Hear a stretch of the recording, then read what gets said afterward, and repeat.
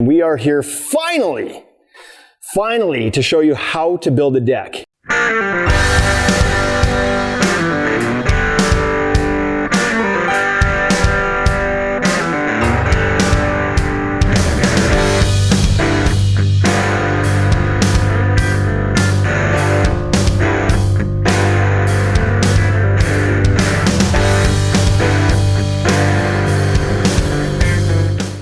Hi, I'm Shane Chapman from the Ultimate Deck Shop, and we're finally here to record this video on how to build a deck. We've created a bit of a studio here for ourselves in the warehouse to go through the basic framing principles. Now, we're not going to build a monster here. We're going to build a small little 6-foot by 5-foot deck just to go and kind of show you the basic principles of framing and decking a deck. So we're going to get to that today. But before we get there, I want to go through some of the tools you might need and some of the safety gear you might need. Let's get started. The first one here in my hand that you're going to want to make sure you have, very important tool, a level. Might want a couple of these. This is a 4-foot level. This is going to do the trick for us today. If you have a larger job, you may want to look at a bigger level or smaller levels for railing posts or things like that. Some guys will use rotary lasers or things to kind of help grade out the yard. But for this purpose, this little level here is going to do just fine for us. Some of the hand tools you're going to want to throw into your belt if you're going to wear one. One of the most important, a chalk line. You never know when you're going to need this, but it's good for snapping out lines on the wall to set your heights. It's good for snapping lines before you cut something. Chalk line is a very important tool. Probably the most important, your tape measure. You want to make sure that everything you're cutting here today is cut once. Measure as many times as you need, but you only want to cut once to avoid extra material being burned through. Another important thing that you're going to use all the time is a speed square. This is a small little speed square. You can get larger ones as well. These are good because they fit in your pouch real nice. And for this type of project we're doing today, you don't need a larger one. On a bigger job, if you're working with bigger material like 2x12, you might want a bigger one. Now, in spite of the fact that we're not using a whole lot of nails today, it's always handy to have a hammer. You can use this thing to coax material into place after you've hammered it or screwed it. You can use it for pulling things, nailing down staples. Very versatile tool, even if you're not physically nailing things with it. Another thing that's always nice to have in your belt is a pry bar or a cat's paw. So this is, again, kind of a multi-tool that you kind of use for pulling nails if you put somewhere it shouldn't be, or prying things into place. Again, not a specific use, but just a handy thing to have. Also, a framing square. So on a small deck like this, you could actually use this framing square to square up your deck if you needed to, but commonly this would be used for cutting stair stringers or something like that. So if you're doing stairs, you're going to want to make sure you have a framing square, and we've got these fancy little stair gauges from Squid Jig on our framing square, and that's what those are for, is for cutting our stairs. Now the final hand tool, pencil. Make sure you have a pencil. Markers are great. Sometimes they leave a fat line. So that can be, if you're tricky, if you're trying to be precise with things, a pencil is a good thing to have. You can sharpen with a knife, keep it up tucked in your hat. That's where I like to keep mine, but very important to have. Now, one of the most important tools that you can use is actually a hat. Keep the sun out of your eyes, right? But I think there's a really good strategy that I've come up with. Whoa. Why do you need a hat? Well, actually, I was going to say we need 2 hats. And so this is a good hat. This keeps the sun out of your eyes, right? But I find if you're taking on a DIY project over the weekend, it's good to have a second hat. And the second hat, I think you should really make it look like you've been working really, really hard that day. Like this has taken you all day. You sweat a lot. You've been in the dirt a lot. You've sawdusted up. Because when you go back in the house at the end of the day and you're done your deck, get rid of the nice hat you've been wearing all day. Put on this sucker and go in there out of breath and be like, talk to your husband or wife. I hope you like what I've done out there, because God, it was a war out there getting this deck built. So 2 hats, very important. Now, you're also going to need some power tools. So one here that I'm not displaying in front of you, we've pre-cut some of our material. It's handy to have a miter saw on site if you have one. You can get away with building a deck without a miter saw, but it does make things a little bit easier and more precise. So a miter saw, imagine there's one right here that I'm showing you, is a good tool to have. But really what you're going to want to have for sure is drill, impact driver. You don't need the impact driver. You should have a drill for sure. This can be handy for putting in any screws or pre-drilling anything you might have to do. The impacts are nice because they drive screws and whatnot a little bit faster, and they're a little bit lighter weight, but you don't have to have one. Of course, you're going to need a skill saw or a circular saw. This is a little cordless one here. Cordless works great if you just have a little bit of cutting to do. If you're going to be cutting all day, you're going to want a good cordless skill saw or a corded skill saw. A jigsaw may or may not come up. It depends on what you're doing with your deck. If you're cutting stair stringers, you may need this. If you're notching around railing posts, you may need this. There's just certain applications where this comes in really handy. Sometimes you'll build a whole deck, never need it. Other times you'll use it all day. So it's good to have one around just in case. Now we have put a framing nailer out here. We're not going to use this too much today because they're loud and noisy and we're trying to film something, but if you're a contractor, you're probably pretty familiar with using pneumatic tools. So framing nailer to spike this whole deck together, spike your beams together, very important tool. We're going to use drills and screws today just because it's a little bit quieter and more manageable. But a framing nailer is not a bad idea. It saves your arm from swinging with a hammer as well.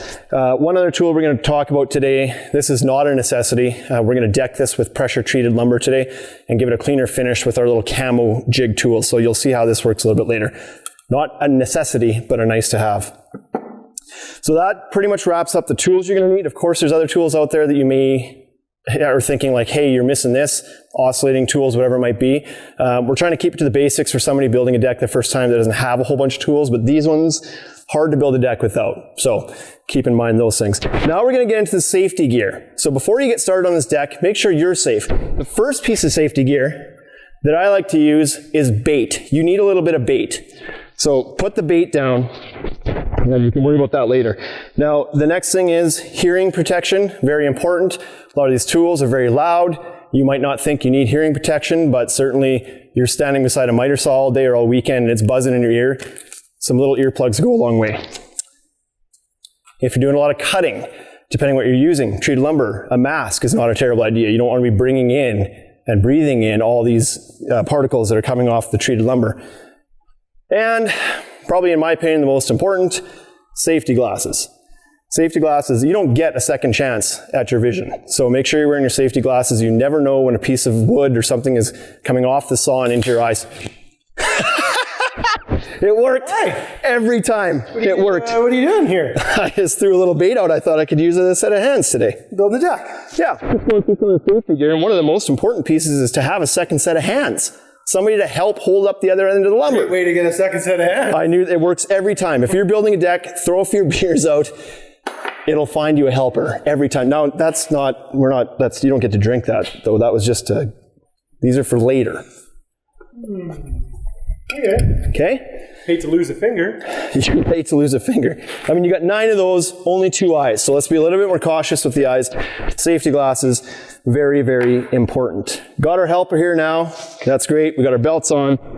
So we're pretty much ready to go here, I think. Yeah. So with that said, Caribou Credo. we'll travel the path that the caribou walked. Our caribou headgear is off, on, locked. Let's get to it. Okay, we are ready to get started on building our deck. Now we've created this wall in our warehouse here to show you kind of how a typical house might look. Now, we threw this up. This is not a fully built house, but the basics are here. We've got an OSB sheathed wall with some house wrap on it. And so if you're starting with a new build or you've removed some siding off your house, this is what you're going to find behind. And so this house wrap does a good job of keeping kind of moisture out, but letting air flow through, but it's not completely watertight like we'd like it to be if we're going to start driving fasteners through it and whatnot. So our first step is to determine our elevation of this deck's going to be. Now, you want to make sure when you're framing, you leave enough space for the decking to slide in underneath the flashing you're going to do, if your flashing's above, or enough room below your door threshold. So don't frame up tight to your door threshold. You're going to want to leave usually about 1 1/8 inches. Right? You give it a little bit extra because our decking we're using today is 1 inch. So about 1 1/8 inches and 1/8 below that door threshold at least. Some people like to leave it lower for snow removal or whatever, but make sure the decking is going to slide underneath. So our first step here is we've kind of marked out where our elevation is going to be. This is the height of our framing because we want our decking to finish 1 inch above that. First step we're going to do is we're going to tape the house with some flexible flashing here. And this is going to make sure that when we drive our screws through the ledger, that stuff's going to kind of self-seal around it. And it's just an extra layer of protection to make sure we don't rot out that sheathing in behind. So we'll get after that. This is a product called G-Tape that we're using here today. So we'll kind of pull it out. We'll go about 1 inch past where we need to go. And hand tearable, so way you can tear that right off, no problem. There is a paper backing to it you'll have to remove. And so I think we'll go roughly about 2 inches or so above where our line is. Now the nice thing about this stuff here is that it's repositionable, but the house wrap isn't. It's going to tear up if you try to reposition that. So if you don't have it down all the way yet, like Wade just showed, you can reposition it. If you got a wrinkle like I just did there, you can reposition, press it on. You want to make sure you get it as smooth as possible. If you get a wrinkle, it's not a big deal. It's okay. So we got a bit of a wrinkle here. We can kind of pull that out.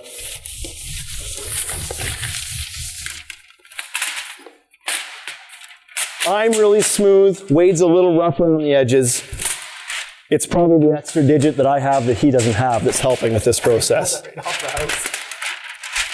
So that's okay. If you get a wrinkle, like I said, just smooth it out. Not a big deal to have a few wrinkles in there. And what this is going to do now is when we go to put our ledger on,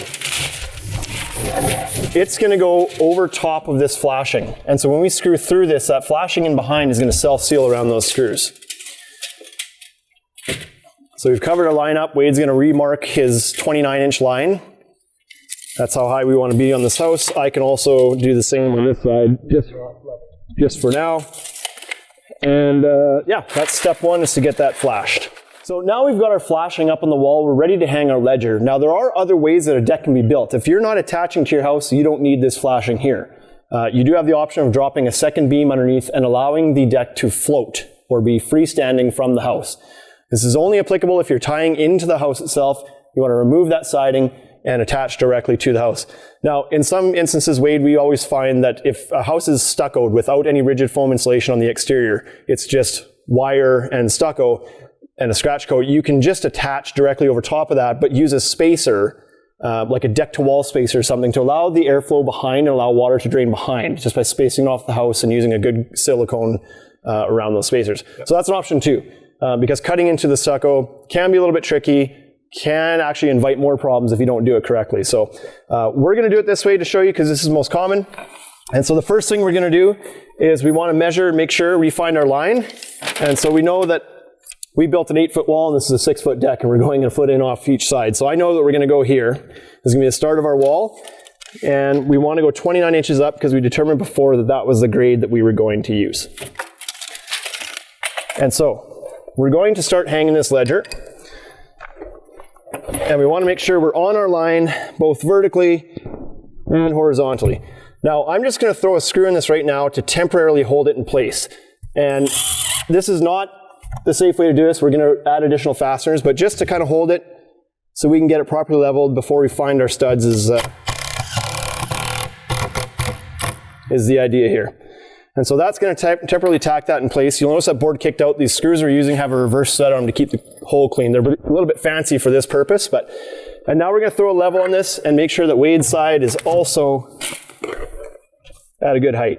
So Wade, you can go up a little bit there, down a little bit, drop, drop, drop. I'll give you a tap down right there. Yeah? Yep.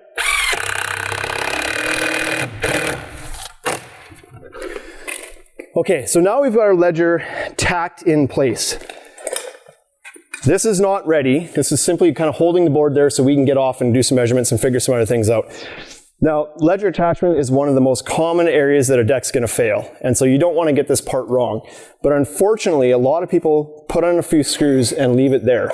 Or more commonly in our area, especially home builders a lot of times will tack up a ledger board just with the nails they're using to frame the house. So just a bright, non-galvanized nail. They put it up there so that they can finish the outside envelope of the house, and they walk away thinking the deck builder is going to make sure it's properly attached. But if you don't know any better, you don't do that step. So what we're going to do to properly attach it is use one of these leg screws.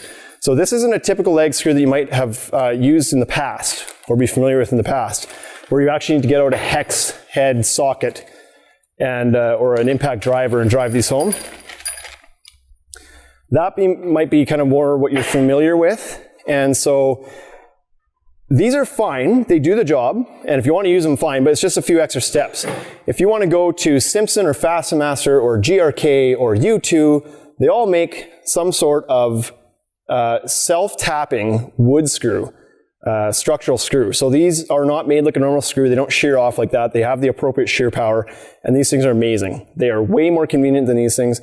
One tool, you drive them in, no pre-drilling, And when you hit something, you know, because it sucks itself right through the board if you don't stop. So whatever you can find in your area, one of these options, use that. So we're at the point now where we want to start legging this ledger board onto the house. And you need to really be sure of what the house is made of to be able to do this. It's often wood, good news, but sometimes you're attaching to a concrete foundation, in which case you'd want to use like a wedge anchor or some sort of concrete fastener. In this case, we know we're going to wood, but now different houses have different flooring systems, have different rim bands, etc. So if you're in an older house, probably at least 30 years old, you're almost guaranteed you're going to have a solid lumber around the perimeter of the house, your rim joist, your rim band. And so that you can kind of not worry about where you're putting your leg bolts so much because you know you're going into a solid structure. However, over the last number of decades, it's become very popular to use some sort of engineered floor system, whether it's open truss or I-joists or whatever. And so you need to know what those things are. Because your layout is different and what you can hit on the other side of the wall is different. And you may need to actually go into your house and add some blocking in there to tie into something structural so you're not just going through this OSB sheeting. And we'll show why in a minute here. So the first step though is to identify a landmark. We're going to assume on this house that we have an engineered floor system because that's most likely. Now, what you need to pay attention to is that your tape measure is going to do a little bit of help for you. If you open your tape measure up and you have a look at it, you'll see that around the 19 mark, you're going to find a little diamond there. And then if you go about another 19 inches over, you're going to find another one. And so that's actually measured at 19 3/16, which is the standard floor layout for engineered floor joists. And so you don't have to think too much. It's actually done for you. But instead of using 60 inches on center, which is usually highlighted in either red or some sort of square or something, or the 1 foot marks that are usually highlighted with, in this case, big arrows, you're going to follow that 19 3/16. If you're not an engineered floor system, you know you have a solid band back there, I would say go with a 60-inch layout because that's going to work well between your joists. But in this case, we know because we built this wall, that we've got 19 3/16. So the trouble is to find the first one, right? It's always a trick. Yep. So you want to find some sort of landmark on the house. I like to look for gas lines, water taps, windows or doors, something where you know that there's probably a stud there, or that you can go inside the house and be like, oh, there's the yellow gas line. It is, 10 inches over to the first floor truss. Therefore, I can come back outside, find the gas line again, and go 10 inches over, and there's my first floor truss. Drive a screw. It's a bit of a lottery, a bit of a gamble, but you'll know if you miss. It's an educated guess. So we're going to drive our first one here. We've already kind of marked over. Our landmark in this case is the edge of the wall. We know that 19 3/16 over is where our first stud is here. And so, Wade, you're going to drive some more. Well, that's your drill. I'll use my own. Thank you. Sure. Might as well. And so I know that I can drive this one in here.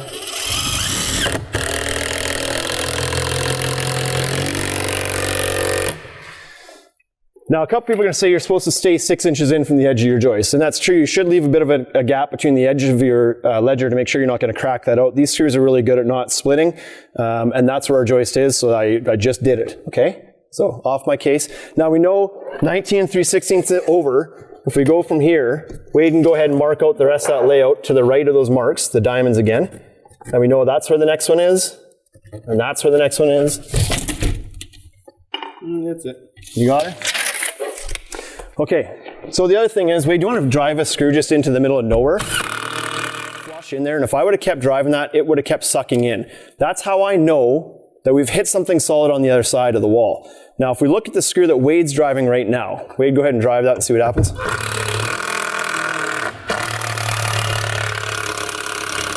See how that's just spinning and spinning and never drawing itself in? That means we didn't hit squat on the other side of the wall. We went through the OSB and we just hit nothing. And so without something solid on the other side, the threading isn't able to grab and pull that screw in. So we know we've missed. That's okay. We put some flashing on the wall. It's going to seal that hole up. We can bring that screw back out and fill that with silicone, or we can leave it there. It doesn't really matter. But now we can go through and we're going to do 2 screws at every stud.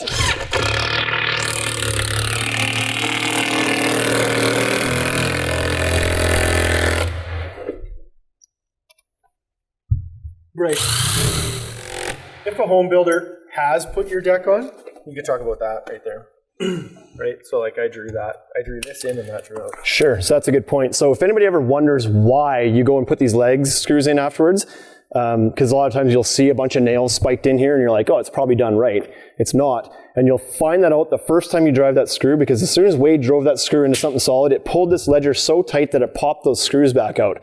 So even though we just put that screw in, it can't draw this as tight as it needs to go. And over time, as this ledger dries out, it's going to pull the nails back out, because like I said, the guys that put that on in the first place weren't using the right nails. It's usually a smooth nail. They don't have much pull-out strength. It's like they'll slide right out as soon as that board starts to cup. So we'll finish putting these in.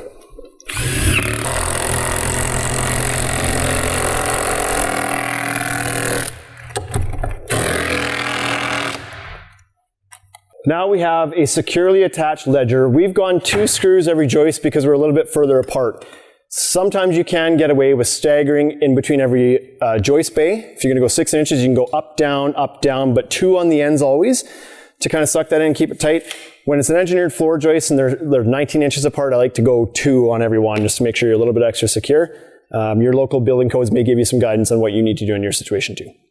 Okay, you know what? Let's pause for a second here. What we didn't talk about was whether or not you should get a permit. And the answer is yes to that in most cases. Now check with your local building department, because every jurisdiction has different rules around their building practices. For example, we have 2 stores in the province of Saskatchewan in cities that aren't that far apart, and the rules are a little bit different in both. So whether you need a permit depends a lot on the height of the deck, whether there's an existing frame that you're using there already, the size of the deck. It can matter, like all these things can matter. So check with your local building department as to whether you need the permit, and often the cities or the jurisdictions will give you some guidance on lumber spans or charts that'll help you figure out how your deck's supposed to be built. We kind of skipped ahead here and didn't tell you much about the planning process that we use to start on this deck, but that's a very important part, is to plan that out ahead of time, kind of know what you're doing before you start, or else you'll make a mistake at the start like we did and hid from you and didn't show you, but you might have noticed that the tape in the wall moved. So make sure you check out the building departments, make sure you understand what you're supposed to be building, and make sure it's to code before you start. Okay, now that we have our ledger securely attached, we are going to get to marking layout, where our joists are going to go. Now, as we said before, if you've got a solid rim joist that you know you can put in leg bolts anywhere, you probably want to mark your ledger out first, because that way you can avoid putting leg screws where you might have hangers going or might have joists going.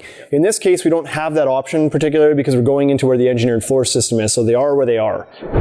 So we're going to mark out layout now, which Wade started doing. But the other thing to talk about here real quick, if you want to come in close there, is the outside band or the rim joist, the outer rim on the sides here. There's a couple ways to connect this, and we've done something intentionally in the planning stage. This is where it's important to plan things.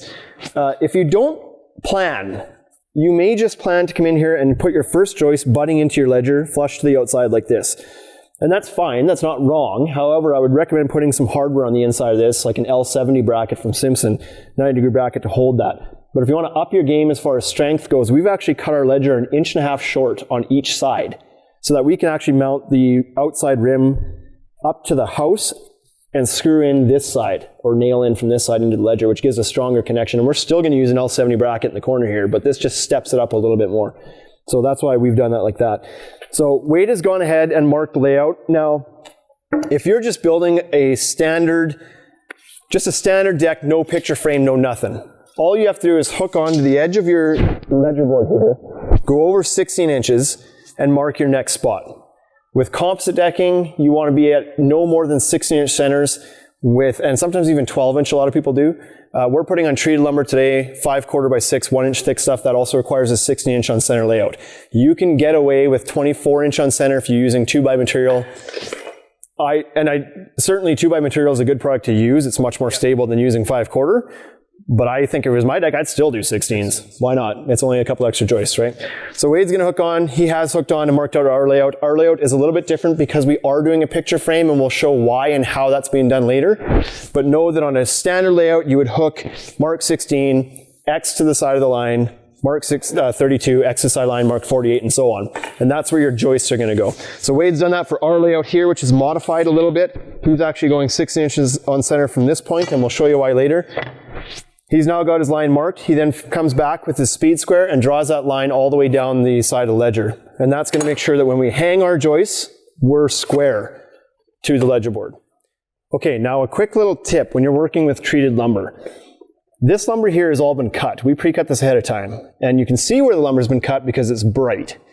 This brown treatment here is the color of the treatment. As soon as you cut that, it's only skin deep, and so you're exposing an untreated core of the board. So anytime you're doing that, you can see it on my posts are cut here as well. They're brown on the outside, they're white on the inside. Anytime you're doing that, you want to take all of your cuts and use a product like Protect to Cut is what we're using here, some sort of end cut sealant, and paint on that sealant to reseal those ends and make sure that that's retreated. If you don't do this, you may encourage a little bit of a premature rot. It's just not going to last as long as if you get on there and get a little sloppy with some of this treatment. Now, as mentioned, we want to treat our cuts. This piece of ledger here, we cut out of a longer piece of material, so the other side is actually okay because it's factory end, but the side that we cut, we want to get in here and paint some of this treatment on. Some of this stuff can be extremely stinky and not good for you, so you want to make sure you don't have it on your hands a bunch and getting in your face or slopping it on plants, whatever. This Protect to Cut stuff is actually low VOC, and it's a very friendly product to use. But some of them smell like pure turpentine. It's terrible stuff. You'll end up divorced, trust me. Before we even put that ledger up, we should have explained what you need to do before you even touch your pile of lumber. Again, we've done this all before. We kind of skipped the step, but there's something called crowning. And you want to make sure you crown your lumber. It's one of the most important steps that we just decided wasn't important for a minute. Crowning, so lumber. Every piece of lumber is going to have a curve to it, in layman's terms, a natural curve. In a variety of directions, but the one we care about is this direction here. It's going to have a hump, one way or another. So before we even hung our ledger, which we made sure it was straight, but we didn't tell you we made sure it was straight, you need to look down and identify that crown. And for your ledger, you want to pick one that's fairly flat, because you don't want to fight it and try to, it's not ever going to carry weight down to flatten itself out. You're anchoring that in, so you want a straight one. But on your joists, you should pre-mark all of your joists. Now, the way to do that is you want to look down the edge of the board and see if you can identify a bit of a crown or a curve to that board. So if it's going to do this, or if it's going to do this. And when you identify it, you want to mark it with an arrow or a little swoop or something to identify that up is up and down is down. And so we've identified that one that's going to go that way, so we know that we want crowns up, because over time with the weight, that's going to settle back down. If you don't do this, if Wade doesn't mark his and I don't mark mine, and I happen to install mine crown up and he installs his crown down, your decking's going to do what the framing does. And you're going to go crown up, crown down, crown up, crown down, and you're going to have a wavy deck. So this is very important to crown and mark your material before you even start working with it. One more thing with regards to identifying the nooks and crooks of your lumber is that, and Wade brought this up, that down this way isn't as important. It is sometimes, right? If you're going to use this as your outer rim board, you probably want one that's fairly straight. But if your lumber has a little bit of a curve this way, not a big deal. That'll straighten out just fine when you get to putting in your midspan blocking. But on places where you're using this as a bit of a guide, like your outer rim or your, I don't know, even your ledger board, you might not want to fight it much. Like find your straight ones for those. Joists in the middle, you can straighten those out later. Okay, now we talked about before what you should be using for framing the deck up. Now, what a lot of building jurisdictions are going to want is a nail, a galvanized nail. This is a strip from a spiker, that we call it, or a pneumatic nailer. Now, these are galvanized for use in treated lumber, and they're also a ring shank. So they've got little grooves through the nail that's going to help hold the lumber in place. These actually hold really, really well. Smooth shank, easy to pull out. These, not so easy to pull out. Not everybody has a pneumatic nailer. Today we're going to use a lot of screws. Now in some places they're not going to want you to use screws unless they're rated for framing. For framing, screws are okay because they've actually got the ductile strength to bend and not snap like a normal screw does. In our area, the inspectors don't really care if you're using a qualified framing screws, but then again here people aren't on decks that are low to the ground, I should say. If you're in a seismic area, they 100% are going to want you stepping up your game with your fasteners and using the right fasteners. So very common thing, people just use screws framing a deck. In most cases that's fine, but in some cases it's absolutely not. So make sure that you're using the proper fastener. And so, like we said, we cut our ledger short so we can nail this onto the outside edge of this. Now, that's going to give us a stronger connection. We want to make sure that this is flushed up to the top. So Wade's going to flush that with his finger, make sure it's flush with the top there, and he's going to shoot a spike in. That's the sound of an air compressor, and that's why we don't want to use it a whole bunch today.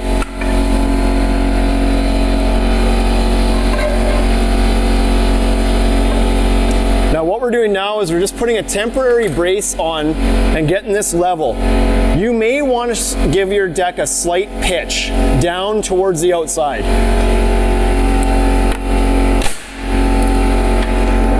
And put a couple more in the end there, or some screws, and secure that in.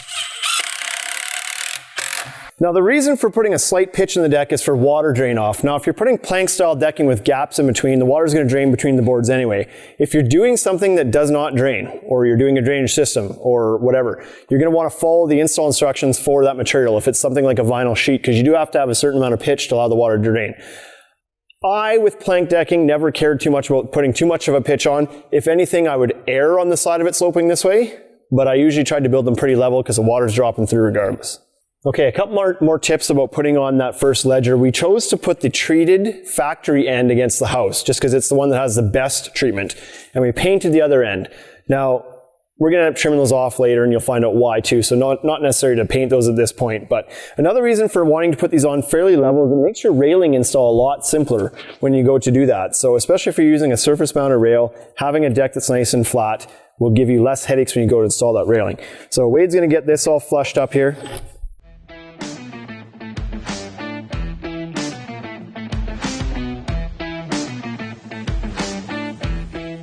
Okay, so now we've got our outside rims temporarily supported with these little jacks here.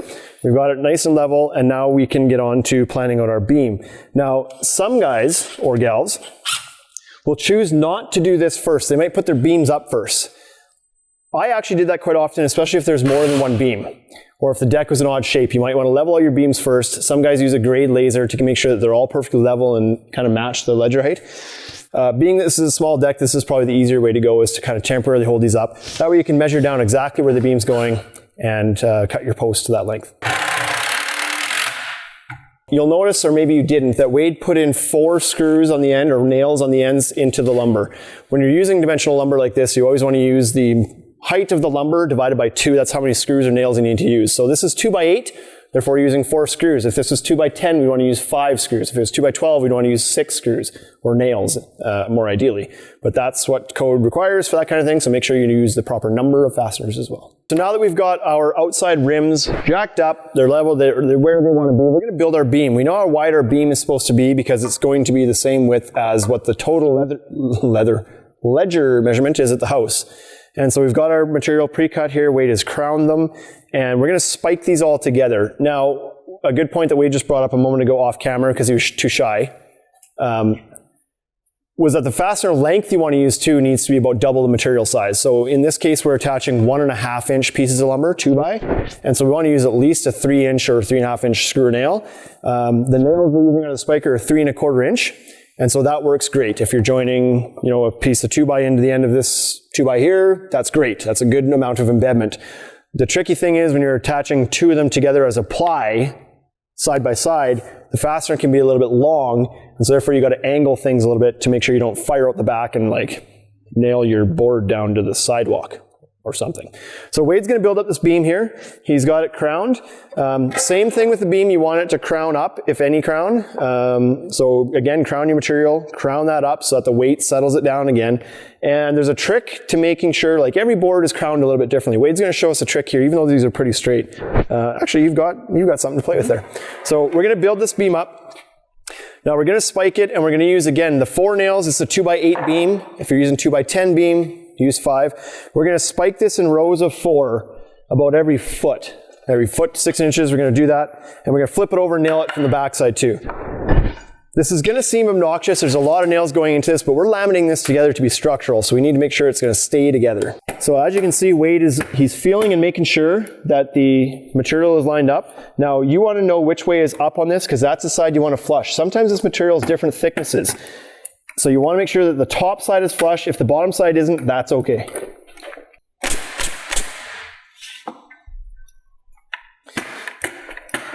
Okay, so now you might run into a situation when you're laminating plies of lumber together like this beam here where it doesn't line up perfectly because one is crowned more than another, or they're just not the same shape. So there's a couple tricks you can use to make sure that these get flush at the top.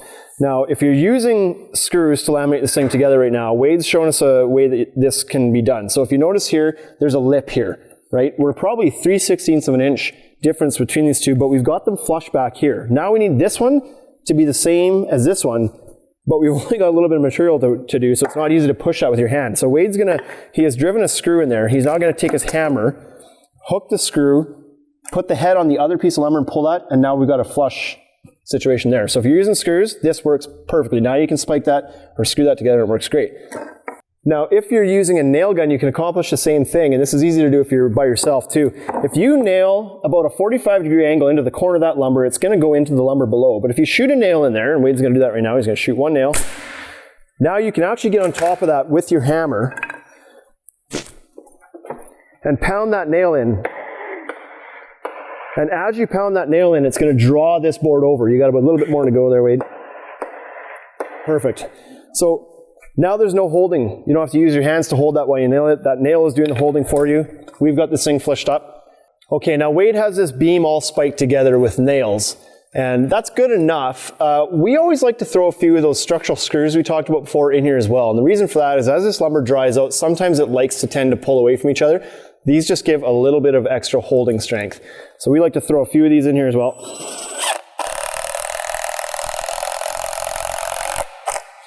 And that way that's not going to separate.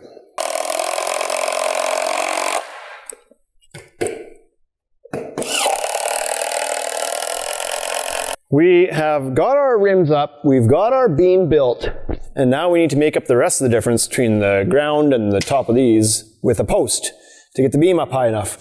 So on this deck, we're actually going to place our beam a foot behind or 12 inches behind the end of the deck, where it is right now anyway, kind of roughly.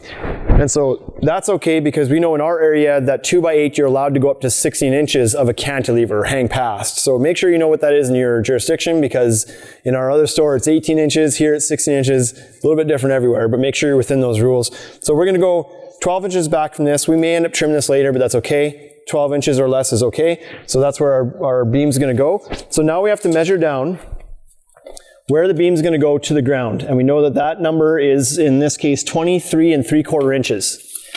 And so then we have our beam, which is made out of 2x8, so that's 7 1/4 inches, which leaves us with a measurement of 16 1/2 inches minus the cool little footing that we're going to use. So we're going to take another 3 inches off that. Now, depending on where you are, Wade, do you want to grab the ABAs as well? Yeah. Depending on where you are, you've probably never used these things, first of all. They're very common in our area, so that's why we're going to show them, and they're great for this kind of uneven floor here, so we're going to use these.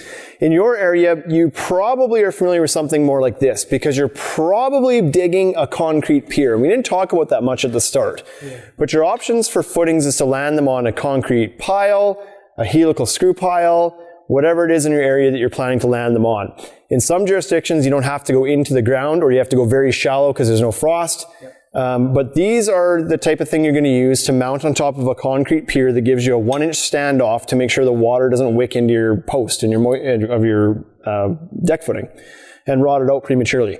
So these would go into the concrete pier with a wedge anchor through that hole in the bottom. They're a little bit adjustable to move around on top of the pier and do it that way. So of course, in our showroom, we decided not to break a hole in our concrete floor and pour a pile. And we weren't going to come in here and drive a long 10-foot deep screw pile either. So we're actually using these little adjustable footings. Now these could work on top of a concrete pile as well. But like I said, for low decks in some places, you just have to put these on a slab or a low depth pile. Now they don't fasten down. They do have holes to fasten them down if you want. For any lateral load applications, you may use these little base plates that you can get with these GH levelers, they're called, which will help this to get from kicked out. You kind of bolt this down with some tack-ons into your pile and it secures that down to the footing. Without them, we're not going to use these today because we don't want to put holes in our floor. But if you're going into a pile, you certainly could use those. So these little guys here, what they're going to do is, if you want to throw me one of the posts, we're going to use 4x4s on this little deck today. Some areas might want you to use 6x6, and other areas it's going to depend on how high it is as to what you can use. But we're going to mount these little guys on the bottom of our feet, and that gives us some adjustability. So we don't have to be bang on with our measurement. We said 16 1/2, but if we're off a 1/4 inch, we can adjust it by turning this little screw head here. So these are going to be really awesome. Now you'll notice Wade's going to drill one out here. You'll notice that the threading, this actually goes into the post this way and this way into the ground. When you turn this, that rod spins up. And so that's got to go into the post. We've got to give it a home. So Wade's going to take an 1 1/4 spade bit, drill a hole into the bottom of this post, and then we'll mount these little footings onto them.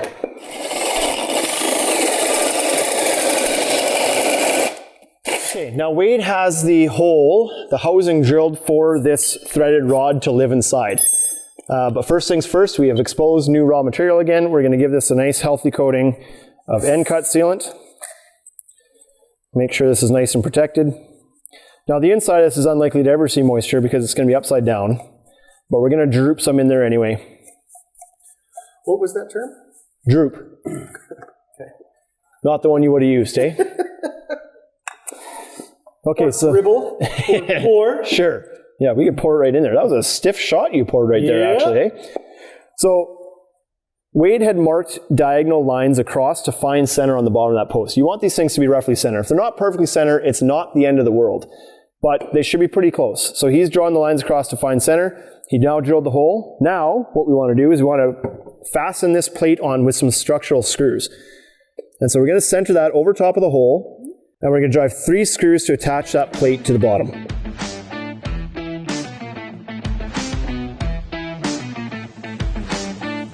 Now that we have that fastened to the bottom, that's not going anywhere. The threaded rod base plate can now thread into this. And we like to set them so that you give yourself a little bit of room to move both ways in the event of heaving or settling. So we like to thread them down, and we have deducted 3 inches off our number before. It was 16.5, so we cut this post at 13.5. So we need to thread that down to about the 3-inch mark. And now when we go to set this down, that's going to rest on our pile, and this is going to connect to the beam. The beam is going to sit on top of this pile. So, and if we need to adjust the height, we turn this with a wrench, and we can make some micro adjustments to our post height. All right, so now that we've got our footings attached to our posts, we need to take care of the other end of the post. And this bracket here is called a BCS2/24Z, 24 being that it connects a 2-ply beam to a 4x4 post. So you can also get these in a 3/6, a 3-ply beam to a 6x6 post. But how this works is this just slides over top of the 4x4 post, sits on top, and then the beam is actually going to sit through here. So our beam's sitting behind us here, and we've got this one already attached. This is now going to slide over to this, fasten in on the end, and now that creates a strong structural connection between our beam and our post. To connect these, we're using these strong drive connector screws from Simpson to put through these 3 holes here on both sides. So you can see on this one that we've done, we've got that strongly connected into the sides, and now it's ready to attach to our beam. Now as far as where it's going to attach to our beam, given that this is only a 6-foot wide beam, we don't need a mid post. We got 2 posts. We're going to put them in 12 inches in from the edge of the deck. You don't have to do that, just a little bit stronger way and a little bit more hidden for the post after the deck's built. We can go up to a 16-inch in our area, so we could go a little bit further, but we're choosing to go in at the 12-inch mark. So we'll get these put on, then we'll be ready to stand our beam up and get them attached. Now we have our beam built up. We've nailed it all together. We've thrown some GRKs on it on the backside. We didn't put them in the front, you know, dollar bills, just this ain't a real deck. So we've got this laminated together really well. We've got the post cut. We've got our feet put on. The last thing we're going to do with this, and we have the luxury of being able to move the beam out of here, but you could tape this on the ground right after you nail it together. You can do it at any point. We're going to flash the top of the beam. Now the reason for that is similar to that, like anytime you're flashing something, it's to stop water from going somewhere. Yep. When you laminate 2 pieces of lumber together, it doesn't matter how tight you get that, water can get in between those 2 plies. And if it's a 3-ply beam, you've got double the problems. And so what this flashing tape does is we can tape over the top, keeps water from getting in between that beam and rotting that out prematurely. Anywhere water can get to but can't dry out quickly is going to brew some rot. So we're going to tape this again with G-tape. Comes in a bunch of different widths of rolls. So this is a 6-inch roll. The stuff we were using on the house was a 12-inch roll. So same idea. We're going to peel the paper off the back here. Get that little piece there. And we're going to start it at one end here. I'm going to get this loosely centered on the beam and then keep it pulled tight. And as Wade pulls down there, I'm just going to gently line it up with my fingers all the way down. And like I said, if we need to, it's repositionable. So now with that on there, no water is going to get into between those plies of lumber. So we've now done a really good job of protecting that beam from premature rot. So we're ready to pick this thing back up. Again, you would do this in place, but get it put back under our rim joists, and we'll be good to build. Okay, we have got our beam placed on our 12-inch marks. The front of the beam's marked at our 12-inch spot. Wade's going to toe screw in that outside rim joist to the edge of the beam.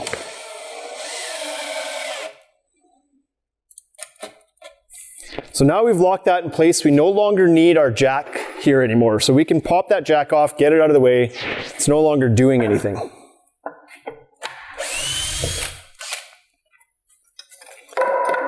Do the same over on this side here.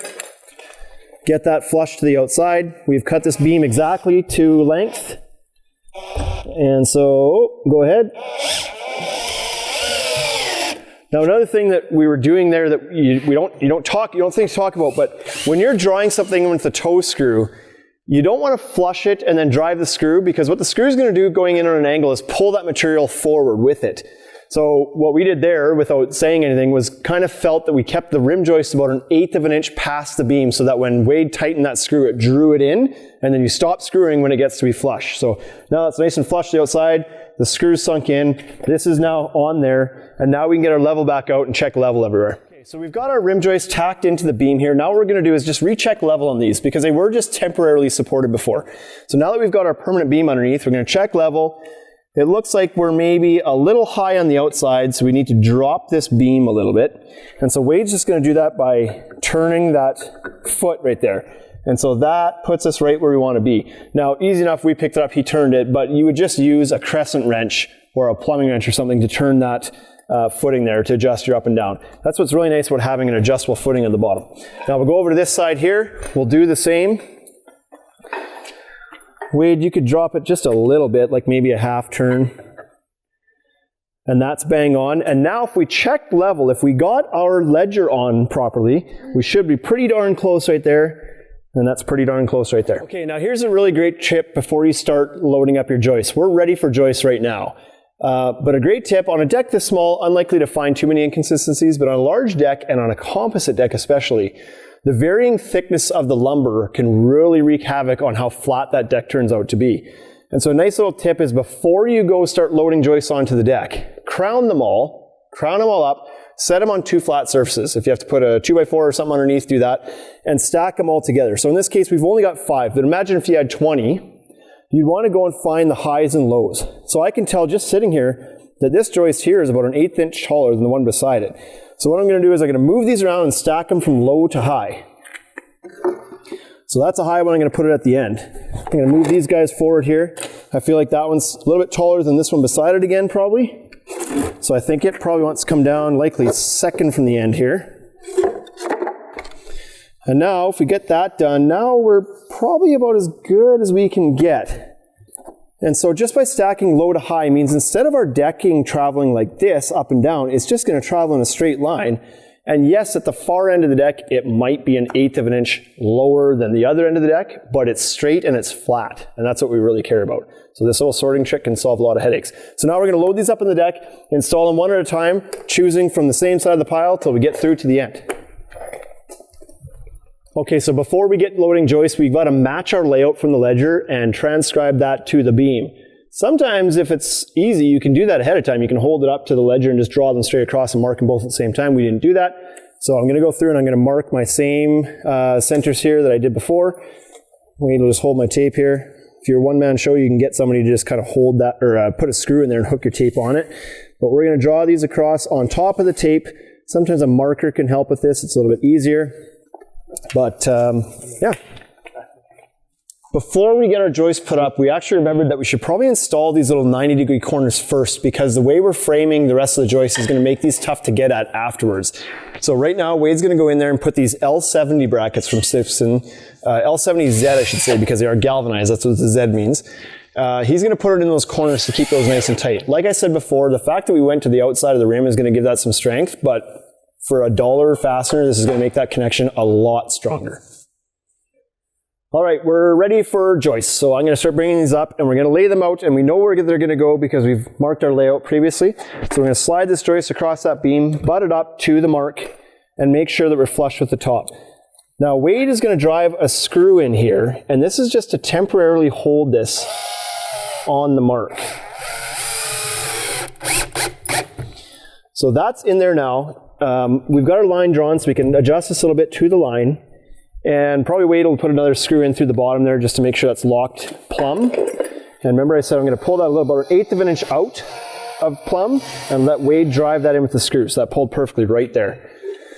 So now this joist it's on there pretty good. It's being held pretty tight. You're not going to bump it out of the way by accident or something. It's not structurally connected there yet. We're going to go back on afterwards and put joist hangers on. But the reason that you don't want to put joist hangers on first, because it's a common thing that some guys want to come on there and use a little block and put the joist hanger on. Let's show what that looks like actually.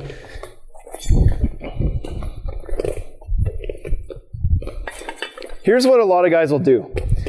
And I'll explain why we don't like this. They'll take a cut block and they'll just put it in their hanger and they'll hold it up here and they'll say that's good and they'll drive their hanger in and they'll put all their hangers on and they'll do that down the whole way. Then when they come in with their joist, they'll drop their joist into the hanger and they're kind of done. So it seems speedy. But what we just talked about, the fact that all the lumber is different thicknesses, that's going to cause you problems because you're using one block and this might be perfectly 7 1/4 inches. Yep. And then you drop a 7 3/8 board into it and it's sitting high. And then you drop a 7 1/8 one and it's sitting low. So, okay, now we're going to fasten our joist now into this beam. And if you're wondering, how the hell did this get all fun? How did it get ahead? What? We lost some battery, okay? So we got ahead of ourselves before we noticed that our battery on our audio ran out. So we're gonna back up a little bit and we're gonna talk about the joists. We got them tagged in temporarily at the ledger, flushed up nicely there. Now we have to move them to our marks that we laid out earlier that match the ledger board on here. Now Wade's gonna go ahead and put 2 screws on one side and 1 screw on the other side and toenail those in to lock that joist in place.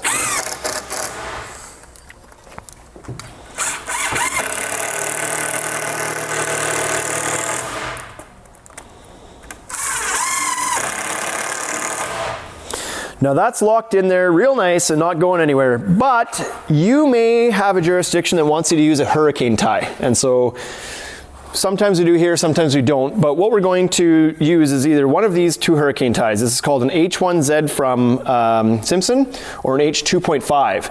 And so Z actually, I guess, hey, for our American friends, H1Z. So how these work is this is usually more for roofing, but it'll work for this application, is these little flanges will hug the sides of the 2x, and so you'll slide that up into place and you'll nail that on through there. If you want to use the other 2.5 style one, it's just like a butterfly clip. It just nails to the side of your beam and then the other part goes to the side of your joist. And you screw those on with ST screws or with Tico nails or whatever, and that's going to give you a hurricane compliant connection.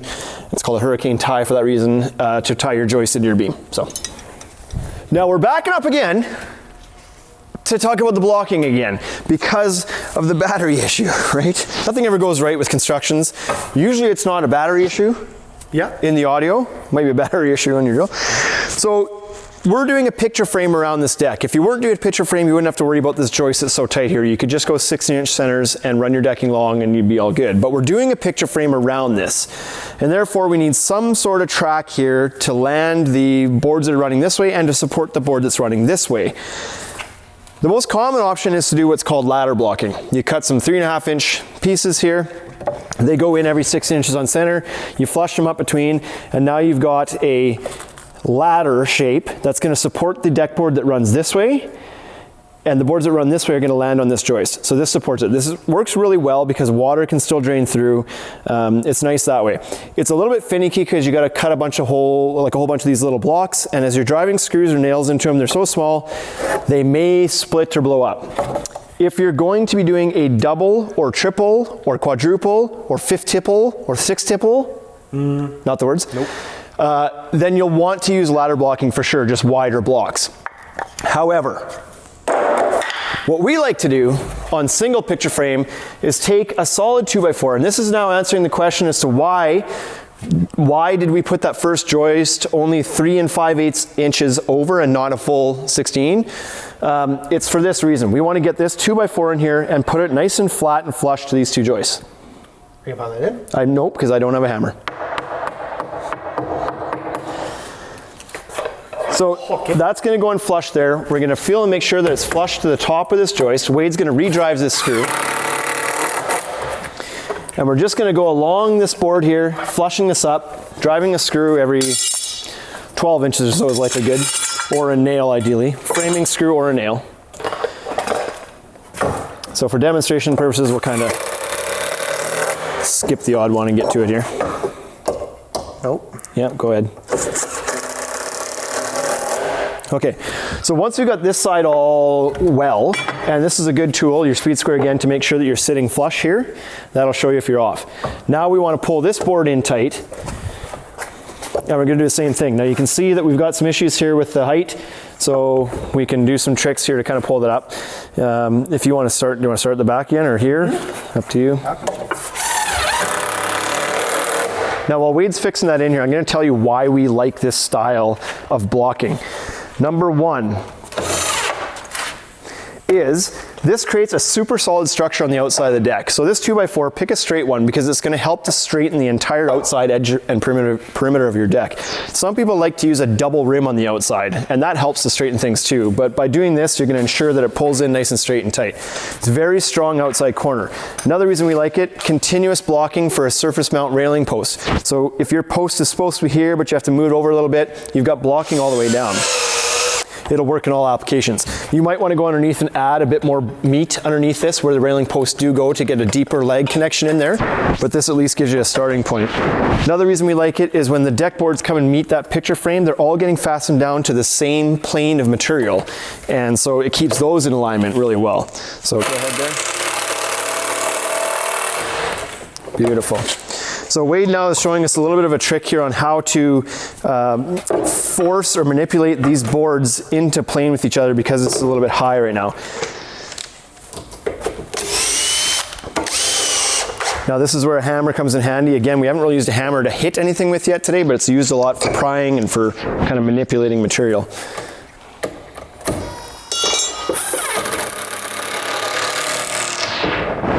Okay. We're going to push the stuff all into place, get that all locked in. Now, the only drawback to doing things this way is that it becomes a little bit of a water trap. And so you can see over here, we don't need to show them how it goes on. We've done it before. You can see we've completed this side here with their layer of G-tape. So the water is going to go through, have nowhere to really drain, but the G-tape is going to make sure it doesn't get trapped between the lumber and rot out your framing prematurely.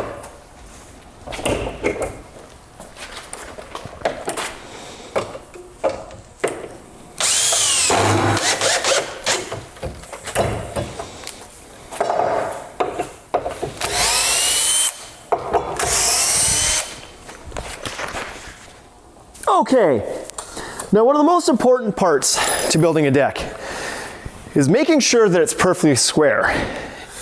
And that's why we didn't do that. I'm just kidding, we're gonna get to squaring the deck now, and for us, not a big deal, we can move the feet of the deck. But if you're in the field doing this, you probably wanna do it a little bit earlier than we've done it here. If you do what we did and kind of get ahead of yourself, you can simply unfasten these little connectors right here and slide the beam to make it happen. But there's two primary ways to make sure that your deck is square. If your deck is a square, or a rectangle, the easiest way to do it is take a diagonal membership. Yep. Do you have one of those? No, I don't. I have a Costco membership. Yeah. But I don't have a diagonal. Doesn't help you when you're laying down decking though, eh? No. CAA membership? A diagonal measurement even will help. And so what you can do is take a measurement from corner to corner and corner to corner. And if those measurements are exactly the same, you are perfectly square. If they are not the same, you need to skew or rack the framing in whichever direction you're short on to make up the difference until your corners are square. So that's the first thing we can check. We're going to show you that way right now. So I'm going to hold Wade's tape measure on the corner of the back here. 91 3/4. 91 3/4. Now if we go back and do it from this corner on this edge of the tape, use the other side. then 91. and we were what, 3/4? Yeah. 91 3/4 the other way? Yeah. Okay, so we know that we need to kick this deck the short way to reframe that. Now the other way, we'll get this done in a second. The other way to do it is what's called the 3-4-5 way of doing it, or the 3-4-5 measurement. And so this ratio is going to allow you to measure 3 feet one direction, 4 feet 90 degrees the other direction. So Wade's marking 3 feet here. So he's going to mark it 3 feet. He's got to mark it 4 feet. And the distance between these marks should be 5 feet. It's not. So we're short again, so we need to kick this deck this way to square this up. Now, if the deck is bigger, Are you kicking that now? If the deck is bigger, you can use any variation of 3, 4, 5. It can be 6, 8, 10, it can be whatever. If the deck is larger, you probably should use a larger measurement. But those are the two ways you can make sure your decking is square. If you don't do this step and you don't square your deck, nothing's gonna seem wrong until you go to lay your decking. And then all of a sudden everything's gonna be skewed and out of whack, especially if you're trying to do a picture frame, because all of a sudden your 90-degree cuts aren't gonna look like 90-degree cuts anymore. So make sure you take the time to square up your deck, and we're gonna do that now, and then we'll continue on. Okay, we're at the point now where we're gonna start putting on joist hangers. Now, for some of you who maybe have a bit of experience in building a deck or have seen it done before, you may have questioned why we didn't put the hangers on first, because it's a pretty common way of doing it, is a lot of guys will take a block of 2x8, cut it, put it in their hanger, hold this hanger up here, flush it, and then install the hanger, leaving the hanger there, take the block away, and that way when they come put their joists on, they can just drop their joists into the hanger, easy peasy. They don't have to temporarily tack it in place like we did. The problem with that is, if you remember earlier when we were sorting lumber, all the dimensions of this lumber can be off by sometimes as much as like 3/16 of an inch. And so if you use a block that's 7 1/4 and you set all your joist hangers for 7 1/4 and you're running some lumber that's 7 1/8 or 7 3/8 or whatever it is, then all your joists are sitting high and low and high and low, high and low. This is why we prefer to tack our joists in place flush with a ledger and then come around afterwards and install our joist hangers. All right, so joist hanger time to have a little lesson about joist hangers. Use galvanized, number one. So these are a galvanized hanger from Simpson with a coating, otherwise they're gonna rust. Now Wade is gonna install one here, and you'll notice that there's little tabs at the top of the hangers, and what those are for is so you can pound one side in with your hammer, like Wade's done there, and that's gonna hold that hanger in place for him now. So when he's going to put his screws in, the hanger's he's not fighting it, trying to keep it in place. So those little notches will help to hold that in there. Now he's gonna drive in an SD screw. Now full stop. Why are you using a screw? You can't use screws and hangers. These ones I can. Simpson says so. This is the kind of screw you don't use in a hanger. This is just a general decking screw. These snap really easily. The purpose of these joist hangers and the fasteners that go into them is for a double shear capacity, a load that's also not only holding it to the house, but also in a down force. And these don't work for that. These will break off quite easily. So one of the biggest issues people have is they use just regular screws in their hangers, or they use anything they can find, roofing nails or drywall screws or flooring screws. Don't use any of that stuff. You're supposed to use a nail designed for that. But thankfully, Simpson's also come out with screws that have been manufactured for this purpose, that have the proper shear strength. So no longer do you have to hammer these in by hand. You can fire these in with a nailer if you have a nailer. You don't need those though. You can use these awesome SD screws that are much easier to put in. Now the short ones, 1.5 ones, are meant for your straight shots in your hanger. So you're gonna fill all your holes in this hanger. In a 2x8 hanger, there's 6 of them. These longer 2.5-inch ones are meant for these diagonal angled shots, these toe-nailed shots. And so these are gonna go into the hanger, they're gonna pierce through the joist into the ledger and crisscross behind. So they give an extra amount of pull-out strength as well as that shear strength that you need. Fill up all the holes, don't skip any holes, use the right fasteners.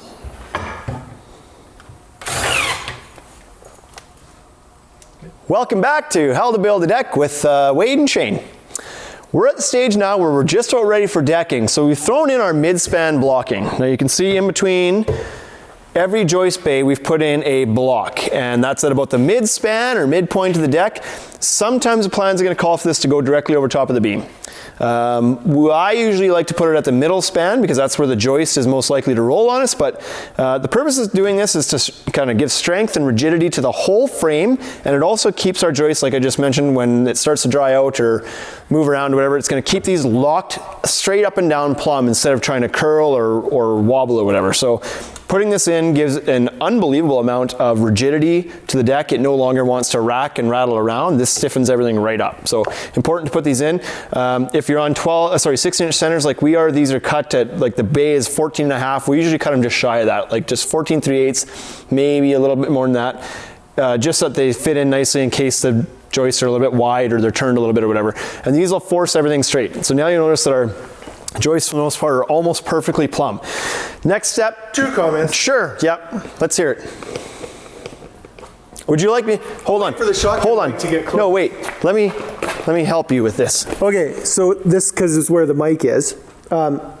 It's not my reason, but hey, if it works for you. Is there a minimum distance that you would put midspan blocking in at? Oh, great question.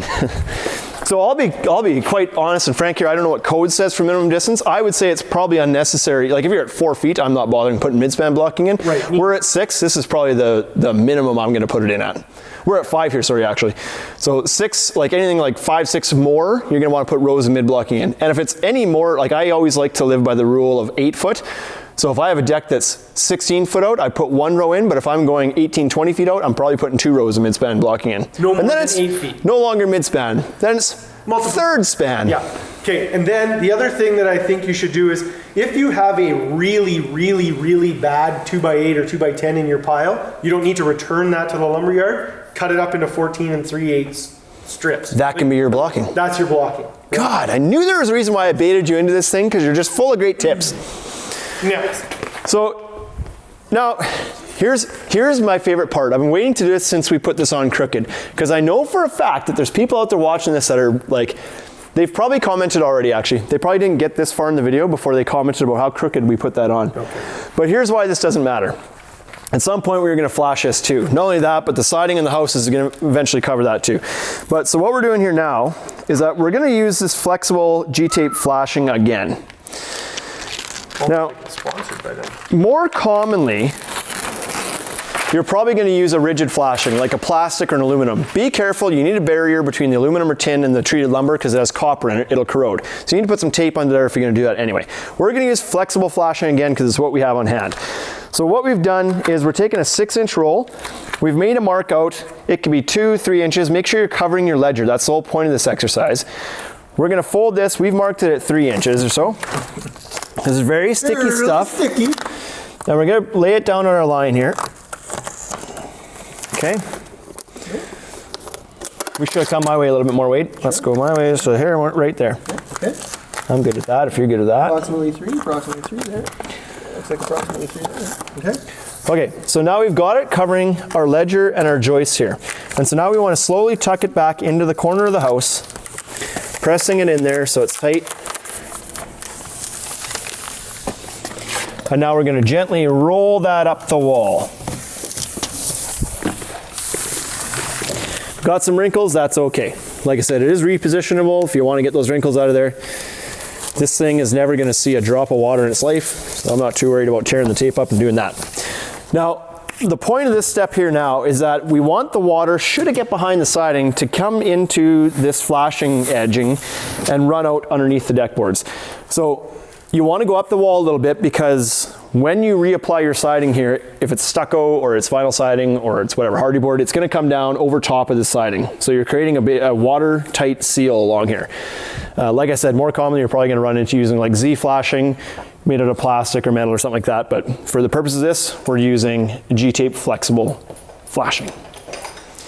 Now we're finally there, we're at the point where we're going to start putting deck boards down on this deck. Now there's 2 trains of thought on this. Do you start at the house and work your way out, or do you start at the out and work your way towards the house? And my tip is, it depends on your deck. In our case, this end here, because our beam is tucked back and we have some flexibility to play with the depth of these joists, this makes more sense to start at the house and work your way out. And the reason for that is, what Wade and I are going to do, the reason there's no rim board on here yet, is we're going to start decking at the house, we're going to work our way out, and when we get out pretty close to the end of the board, say 2 boards short, we can take a very accurate measurement, make a mark, speed square it down, trim these off, and finish with a full board with no rip. You'll notice at the start of the show, we didn't talk about a table saw being part of the mix here. So we're able to do that because we've left these joists wild and we have a beam that's tucked up underneath. Wade, you're not going to want to do that because we have to trim that board off. That one has to be cut to length. Oh yeah. What about with the opposite? So, if you want to. Recalculating. Now the other way of doing it, let's say that this had to be where the deck finished because it's an old deck that you're redecking in an old frame, or because you're using a flush beam out here instead of a drop beam, so your depth is fixed.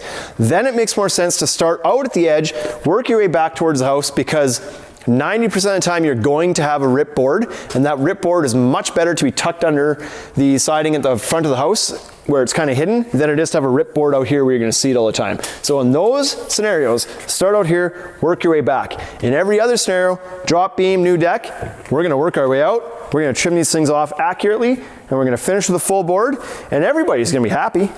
One more thing I'll touch on. We've G-taped certain areas of this deck, and some of you might be wondering, well, why aren't you G-taping the joists? If this was a composite deck, composite deck, PVC deck, any sort of plastic decking, we would tape every single joist. And the reason for that is the plastic decking going on top is impervious to moisture, it's not going to hurt it, but the wood is going to take all the moisture and rot faster. However, we're putting wood decking on top of wood. We're going to say, hey, let's split the difference with the water moisture, let it each take a little bit and dry out. So we're only taping the areas that are more susceptible to it, which is the flat blocking, the beam, and the ledger area. You got to make sure you protect that because you're also protecting your house when you flash that ledger. So those are the three areas we're worried about on a deck like this. If it was composite, we'd tape the whole thing. All right, now Wade's going to take this first board to the saw and cut it to length. What we're going to do here is actually lay all of our boards wild, which means longer than they need to be, and go back and trim them off afterwards with a skill saw. One, because it's way quicker, hit the saw. It's more accurate, but for most part, just because it's quicker. The other option is some people put their picture frame border on first and then cut the boards to length and drop them in between. That works. However, it's all those trips to the saw over and over and over again to measure and cut and measure and cut. Way faster just to lay them along, snap a line, trim them off. The only thing is with the first board, because your skill saw is going to hit the house and not be able to finish that one, we cut the first board to length and then the rest of them can go long. Okay, now we've got our first board laid down here. We spaced it off the wall just about 1/4 inch just to allow stuff and water to kind of get behind that board and not be super tight to the house. That also helps because Wade's going to finish that next screw here. Because if you have inconsistencies in your house, if they're waving or anything, you're going to fight that wall to get the board straight. What you actually want to do is make a mark on your deck here, make sure it's a straight line. Either snap a line or mark to make sure you have a square line here, and then align your board to that. So by being 1/4 inch off the house, that allows you a little bit of flexibility in case the house isn't perfectly straight. So now we've kind of tacked down our first board, and what we're using today is, whoops, good thing these things are durable. Really tough. Oh, that one broke. I'm just kidding. What we're using today are Camo Marksman Pro Jigs. Now these things are really cool. You'll notice that the screws that we put on, or maybe you didn't notice, that they're very small, so very kind of non-suspect. And we had to face screw the first board because we can't get the jig in behind here. So for the first couple rows of screws, we're probably gonna have to do that. However, the next boards, we can lay down, and with these jigs, they actually grip onto the deck board. And so they fit on, they actually have a spacer built in. This spacer happens to be 3/16 of an inch. Ideally with pressure treated lumber, we'd probably want to use a 16th inch spacer, which they also offer. Because this deck's never going to see the outside and dry out, we're going to put a bigger spacer in like you would with composite or something like that. But essentially this guide will then butt up against the next board. It automatically spaces the deck, and it toe screws a screw through the side of the board to keep the fastener free finish on top of the board like you'd get with composite, even on a budget deck. So this, if you're going to do a pressure treated or cedar deck, softwood deck, this is, I think, one of the best places to spend the extra 10 bucks or whatever it is for the screws, right? It's not much more to do it this because it's such a nicer finish. If Wade moves his jig here, you'll see where that screw went. It's actually on the very side of this board here. And so as opposed to having a large number 8 or number 10 screw head on the top of the board that's going to splinter the material and end up in your feet, you can use this awesome little jig tool that hides those tiny little screws on the side of the board. Like, it's such a nicer finish. I don't know, why wouldn't you do this? It's crazy not to do it, I think. Okay, now we're continuing on with installing our deck boards here, and this whole system we're using is everything's wood focused, but if you were using composite or something, you would be using like clips and whatnot. That much is obvious, but there's some things you have to worry about with wood that you don't with composite, and one of those things is sometimes it's not always perfectly straight. And so if you run into a situation where a board has a bit of a bow to it, if you start fastening it down there and your spacing is good and all of a sudden it kind of veers off and you're a 1/4 inch, and all of a sudden down here it's like 3/8 or 1/2 inch because it's really bowed, there's a few things you can do. One is you can use a cat's paw. You can dig that in there, kind of hammer that in with the hammer, and then dig in and pull and flex that with some leverage there. Sometimes we would always stick a board, like grab a board, stick it down to the ground, and then push it, just something with leverage. But the other option, if you're going to do a few decks, this is a tool that's worth investing in for composite and for lumber. But this camo lever tool actually is going to do the work for you. So if you set this over top of your joist and push it up against the board that you're going to fasten on, grip that in there, then what this is going to do is you turn this little cam action and you'll see that press that right tight. So with a little bit of flex here, that's going to do all the work for me, and it just locks itself in place. So this was actually a straight board. We just created gaps down there, and even in just this much range, I can push that thing completely tight with a half turn on the camo lever and lock it in place. There's a few different tricks you can do. These things are pretty cool if you're a deck builder or you're going to do a few of these. This is worth the time and the money.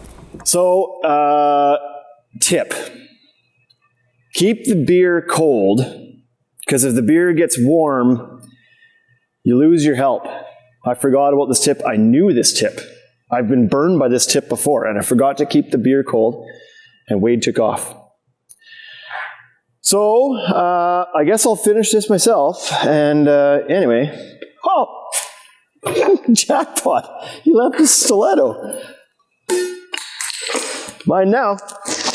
Okay, so we're going to get to the next step here. Thankfully, before he decided to take off, he fastened down the rest of these deck boards up until, like we said, pretty close to the end of this deck. So, we've got 2 more boards we want to put on here. So now's the time when we can take this measurement and find out where we actually want these joists trimmed off. Now, a lot of you are probably thinking, like, why wouldn't you just measure that and do the math before? It's just math. Just know that the board is 5.5 inches and your space is 3/16 and multiply it and finish out here, because it never works that way. These boards aren't always 5.5. Sometimes they're 5 3/8. Sometimes they're 5 7/16. And if you add that up, if you've got, especially on a bigger deck, this one you might be able to do because it's quite small. But if you're going 20 feet out, let's say, and you had whatever that is in the boards, 43 boards, and every one of those was a 16th less than you thought the measurement was going to be, add that up. 43/16, that's a lot of inches that you've thrown yourself out. And so this is why we build it out until we get close to the end, so we can take an accurate measurement based on the last 2 boards we're going to use and know exactly where it needs to go without any potential calculation error or product material errors or whatever. So here's what we're going to do. These boards are fastened down. We want to do 2 more boards. Now, we've planned, we haven't really talked about it yet, but we've planned for 1.5 inches of overhang or nosing from our boards here. So when this board finishes past the frame, we're going to leave it 1.5 inches past underneath here, past once the rim joist goes on. And so because of that, we're not going to measure what 2 full boards is going to leave us at. We want to do a full board plus only 4 inches of the last board we're going to put on, because we want that to nose past by that 1.5 inches. So if we were to take a measurement to these last 2 boards here with our space, we have 11 3/8 is our measurement there. Now just to make sure, we're going to check these boards. That one is 5.5. That one is, there we go, 5 7/16 on that one. So we're not going to worry about being precise to a 16th on this. It's a deck, not a piano after all. So we're going to take that 11 3/8 that we talked about, and that makes sense because 5.5 is 11. 3/16 plus 3/16 is 3/8. And so 11 3/8 out is going to be out here. We're going to mark that. That's where that deck board is going to finish.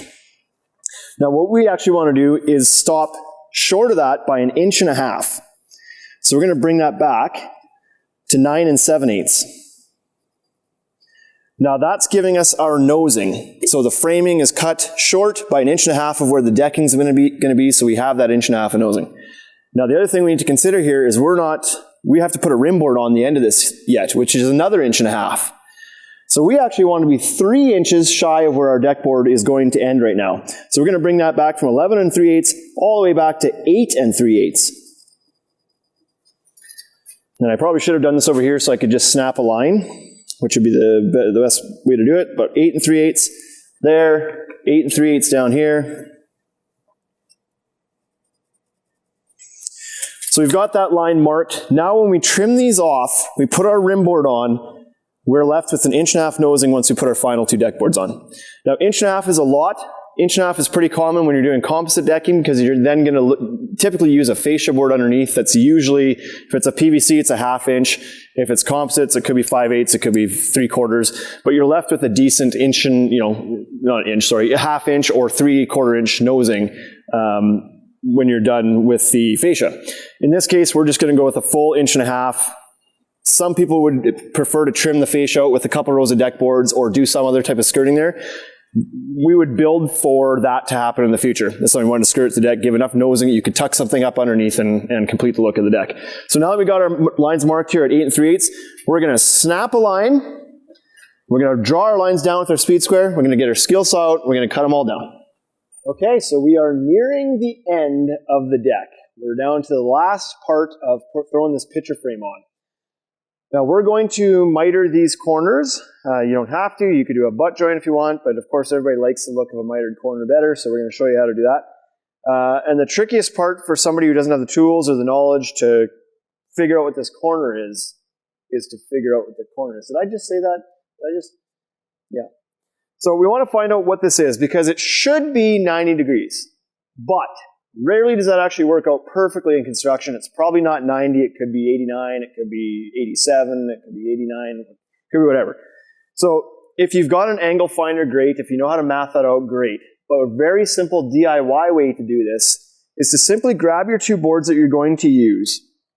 Now I've butted this board up against the house because I know I left a 3/16 inch gap back here, and I need a 3/16 inch gap up here. So I've just butted this. And I'm taking my other member that's going to come across the other way, and I've pushed it tight to this board to make sure it's straight on this plane. So now they're intersecting. This one's coming out straight this way, this one's coming out straight this way over top. And so if I now take a pencil, and if you can come on in close here, Bryce, and we can show you how we do this. And it might help to actually put a scrap block underneath this piece of lumber here so it's sitting flat, but I'm not going to for this purpose. But what we're going to do now is draw 2 lines. One across the top of the board, and one across the bottom of the board. So that's where they're going to intersect. Now if we slide this out of the way, oh, I picked a really bad board for that, a big old sap knot there. Now if I pull that away, I know that what I need to do is connect this line to this line, and that gives me my miter. It doesn't even matter what the number is. If that's 45, great. And if it's 43, that's fine too. We just need to know what that cut's going to be. So now we got to take a straight edge, and I should have had this prepped, and I didn't leave my, I have my speed square here. Now we're going to draw a line between these 2 points. So if we get right on the corner of that one and right on the corner of this one, I'm just going to stand that up so you can see a little bit easier. And we draw a line between these 2. Whoops, I should use my square properly.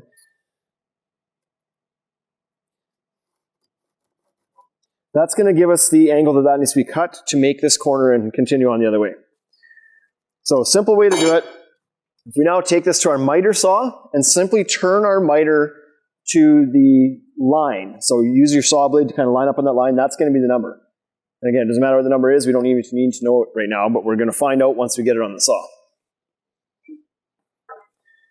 Okay, so now that we're at our miter saw, we're simply trying to find the distance, not the distance, the angle of that line, and we're just going to simply move our miter table until it lines up on the line that we just drew. And so we're going to do that just by sliding the blade down, touching it on the line, adjusting back if we need to, draw it down the line.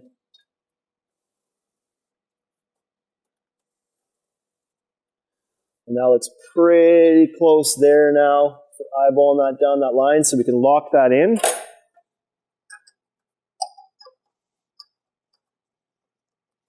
And then we can cut that board. We know the other one's going to be there. So if you look at my miter here, I am pretty much bang on 45. So this was a small deck. It was easy to kind of nail that corner at a perfect 90. So we've kind of even locked into our positive stop. But now we can just cut this angle here on our first board. And when we slide it up and line it off the house to match the back here, that's going to be 45. We'll cut this one also at that same angle, 45, and they should meet up just nicely. Now we're a little bit open here. Like I said, when we showed that first one, it was almost nailed on. Like, it's pretty darn close. If you want to be really picky, we can come and take a little bit off the heel here of either board, but you want to keep them even, or else your length here is going to be different on both boards, and you want to keep them pretty close. It's always possible to round that corner off if you're a little bit long, but we're going to take this back. We're just going to take just a tiny portion of a degree off the heel of these, and they'll close that miter up. We're going to do the same on the other side. We're going to lay them flat, mark them, trim them. Might have to do a couple trips to the saw to get them right bang on perfect. And then we're ready to screw them all down. Now, just a real quick tip that I forgot to mention. This is kind of a tip for a lot of interior carpenters use for whatever it might be, tile work or trim, whatever, is to actually bevel your saw by a little bit, just like a degree or even a half a degree, so that you're cutting into the cut with that angle a little bit. And that's going to help you to close that miter on the top, make sure that the material at the bottom of the board isn't butting up to the other material. So if you just kind of trim it back a little bit, kind of cut them away from each other, it's going to help that top close up quite a bit. You don't want to do it a bunch, especially outside in this lumber that's going to move around a bit anyway. But it does help to close up the miter a little bit tighter if you're that picky.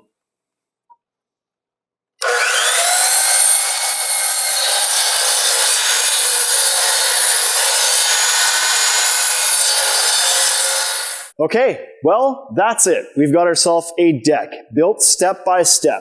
It's nothing fancy, little demo deck just to show you the steps. I hope it answered all the questions. If it didn't, be sure to leave comments below. We'll answer everything we can. And if you have ideas for new videos, let us know, and we'll certainly do some of those too. If there's a way we can make these better, let us know. But just as a quick review of this deck here, there's going to be people out there that look at this and be like, oh, you should have done it this way, and you should have done it that way, and where's this, and where's that?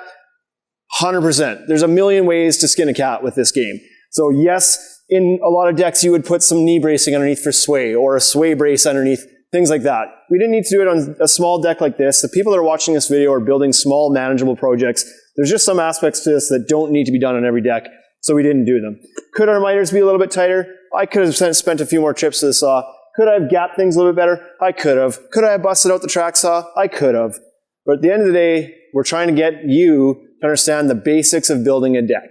And so I think that we've accomplished that. What would you say? Bryce, cameraman, who's been along with us for this journey? Oh, yeah. Are we building decks now? Could you build a deck? Yes. You could build a deck. Well, that's perfect. So the next step, obviously, to a deck is going to be some railing if you need it, and some stairs. We're going to cut this video today at this point, because this is just how to frame and deck a deck. But we'll get another video up. Click the link below to find out how to cut the stair stringers for this. And then, of course, at some point, we'll do some railing videos too. So check out our channel on YouTube. Make sure you subscribe. Subscribe. We're going to keep pushing this stuff out. Check us out on Instagram, on TikTok, on Facebook, on, what are some other ones, Bryce? Pinterest, and LinkedIn, and theultimatedeckshop.com, and all these other places we like to be. Anyways, I'm done with that hat. It's time to make it look like I did something today. Go show my wife, and hopefully she's proud of me. Take it easy, people. I'll be back next week.